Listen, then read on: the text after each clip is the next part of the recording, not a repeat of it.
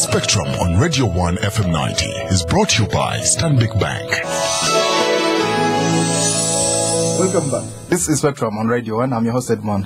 Kizito. Tonight on Spectrum, the mayoral election in Kampala. Did the Electoral Commission and police live up to the promise of a peaceful, free and fair process? Voters in Kampala have just concluded a hectic day voting for the city mayor under intensive supervision of the EC senior staff and senior police officers deployed across the district.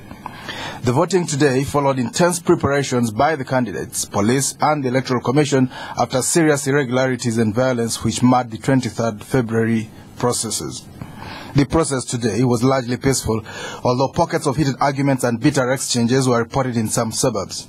In Kampala Central, voters at Nakasero Market attacked Central Division Chairman Godfrey, who was voted back into office recently.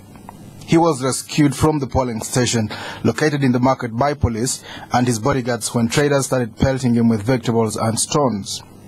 Candidate Arias Lukwago has continued to express concern about the process, alleging that the whole state machinery has been unleashed against him and accusing State House specifically of being behind plans to rig the election and intimidating his agents away from polling stations. Mr. Lukwago has predicted an 80% win if the poll is free and fair. If flawed, Lukwago said, he would still garner a 67 to 70% victory. NRM candidate Peter Sematimba had indicated that the Lukwago camp was planning to disrupt the process using people from outside Kampala posing as agents. Sematimba predicts that he will win with 64% of the vote. Candidate Michael Mabike has also said he expects to win outright, and that any result that has someone else winning will not be acceptable to him.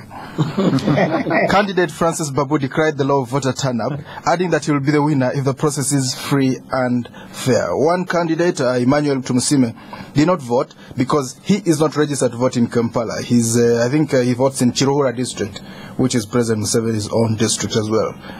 Candidate Sandra Ngabo voted in Kamwacha, reports have indicated. Now, with one of the candidates not being able to vote at all, there's now a debate about whether it makes sense for one to compete for office in an area where they are not registered to vote. The EC has indicated that if all goes well, the final results will be declared by midnight tonight or at the very latest tomorrow morning. So tonight we focus on the repeat mayoral election to establish what has transpired and the likely implications. Our guest tonight, Mr. Godfrey Ssali, Secretary General KACITA, that's the Kampala City Traders Association. You're most welcome, Godfrey. Thank you very much. We also have Imam Kasozi, Cleric, Muslim cleric and lecturer at IUIU, that's the Islamic University in Uganda. Imam, you're most welcome. Thank you. Good evening, listeners. Mr. Fred Bamwine, former RDC Nakawa. Also, he works at the NRM Communications Bureau. You're most welcome, Fred. Thank you and good evening, listeners. Imam, after announcing the new date for the polls, the Electoral Commission and police undertook to ensure a peaceful, free and fair election process. From what you have heard or even observed, did these two people live to the promise? I think largely yes, because I had opportunity to traverse at least through 4 divisions of Kampala, Kawempe, Nakawa, Central and Makinde, where I live. It is only, I think, in Rubaga division that I have not stepped today, but wherever I have passed, at least I found people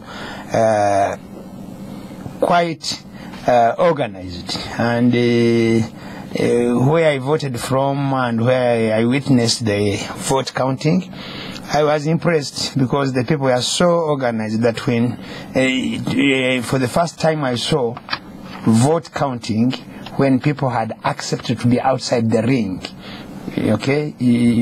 rings, they gave some distance and they were only walking and listening, and then one argument or another depending on what the case was. I think they have tried their level best, and I hope it continues like this, and then we get the people's verdict if it is given, and then we go to a peaceful Kampala, because most of us, we live in Kampala, we work in Kampala, and we have interests in Kampala, so we would like to see a peaceful Kampala. And if people are convinced with the vote, I think we shall have it very easy to go through this. What probably I urge is that despite that fact, what actually threatens the people and sometimes changes the minds of the people is this heavy deployment. It's good, but bad, because people get scared, and therefore people think that what is the intention behind it. The state will tell you it is to keep law and order, but again, some of the military men, the army men, in their camouflage, some of them was really, they were scaring to an ordinary mind. Okay. So it is important next time that even when we want all these forces, we could really deploy people who are either plain-clothed, but really who knows the job. So it is high time again the institutions in the police, like the special branch, they need to be reinforced so that we can use them in such situations. Actually, they can easily nab those people who are intending to cause confusion. Godfrey, what's your perspective? What did you gather? Did you have a good election, peaceful, free, fair? No, the election in general was peaceful. The deployment is what I really see as uncalled for. Actually, my biggest concern has been what can I call it? I'm failing to get the right word. Yeah. The manhandling of civilians by armed personnel. You've seen it? Is really, I know. I mean, we've seen it on the press, and it's very, very sad. You're watching TV, a policeman wearing his gun, the other hand holding a stick, and is beating. I mean, it's very sad that the international media is receiving all this on airplay. It's all coming out, but at the end of the day, it's uncalled for. I passed Bat Valley, a very big military hammer packed with a very big machine gun. I would see it as, it's like pulling out a panga for a mosquito. You see a fly on your table. They normally say a sledgehammer for a mosquito. Yeah, it doesn't work. I mean, I believe Kampalans are very peace-loving people. And from the private sector, my biggest concern is that this heavy deployment is indirectly causing the rise in products and services being offered. The private sector says, if it's like that, let me raise the prices. If I'll make any loss next week, I will have counted back my profits now. So there is a general trend and tendency of everyone saying, you know what? Profiteering.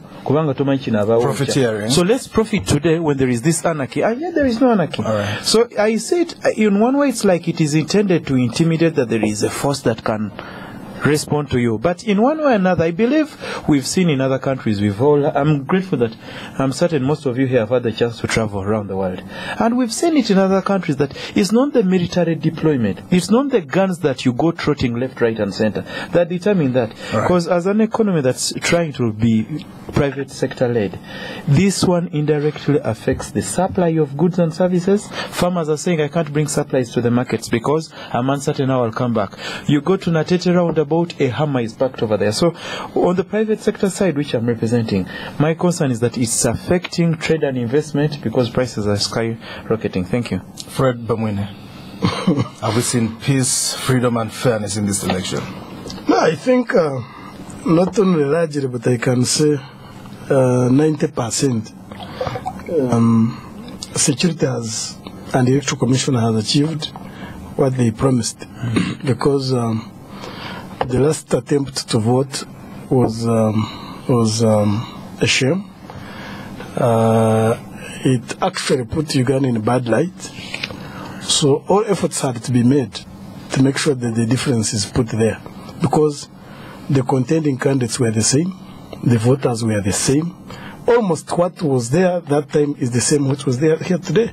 So you could not take anything for chance. So I want to applaud Electoral Commission and the police for having this time salvaged their faces and conducted a free and fair election. And even if the situation worsens now, it is after elections, but at least the election day it has gone on successfully. Right. And as we speak now, they are counting votes, they are people jubilating. The winner will be announced, but I think largely they have done well. I just want slightly to comment on the point of both Imam and the spokes for KACITA. Now, there's a catch-22 situation in security, whereby you find that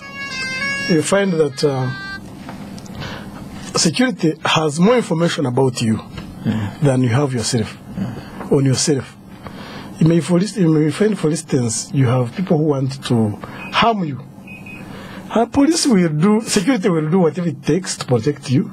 It may not even tell you that you have enemies A and B, but you'll be informed later when the event has already happened. So my appeal to the business sector, as KACITA has said,